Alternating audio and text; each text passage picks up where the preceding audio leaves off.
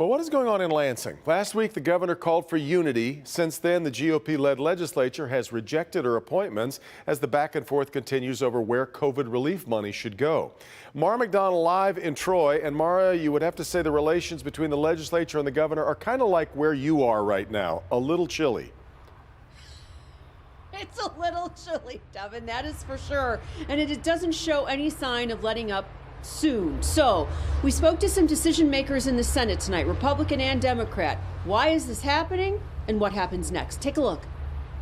Let's find common ground. Last week in her State of the State address, the governor's message was all about unity. This week, the GOP-led Senate has summarily rejected all her appointments to things like the board at Grand Valley State. This is one of the tools that we're using to say, Governor, let's sit down, let's have a real conversation instead of her talking at us, let's talk with us.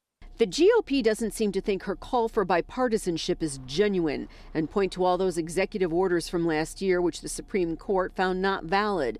Meanwhile, their Democratic Senate colleagues think this maneuver is childish. What they're doing is saying we're going to spend time on rejecting appointments and not putting in place the governor's COVID plan. And if they don't like the governor's COVID plan, present one of their own. In front of the legislature as we speak is how to divide up billions in COVID relief funds from the feds. Today, the House, also controlled by the GOP, passed a plan which in part ties some school funding to a bill which would have local health departments, not the governor, decide whether to okay in-person school or whether sports can be played. It's going to come over to the Senate, and I think we're going to see the Senate process some kind of a budget appropriations in short order. The reality is the governor would veto that provision. The rest of the plan puts millions into vaccine distribution, testing, and aid to businesses. It differs significantly from the governor's plan. I'm having conversations with my colleagues saying, okay, what do you want? Like, how do we get to a place where we can at least get things done?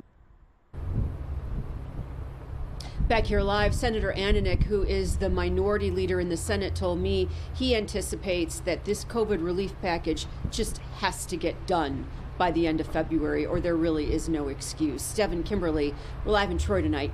Back to you. Well, it's interesting, Mara. We did see a shift in the governor's policy today regarding high school sports, which a lot of Republicans in Lansing were kind of demanding. Now, she said that science led her decision rather than any sort of lobbying on anyone's part. But you have to wonder if maybe that might provide a little bit of daylight through the door.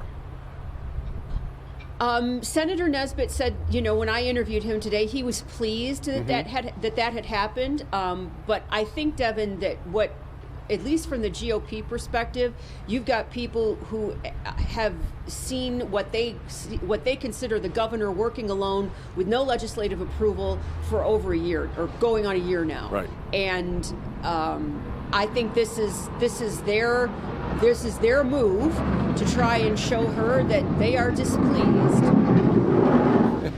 Snowplow right on cue behind you there, too. All right, Mara, we'll see what happens, by the way, with the Republican convention going on this week. This will no doubt be a big topic of conversation there. Kim.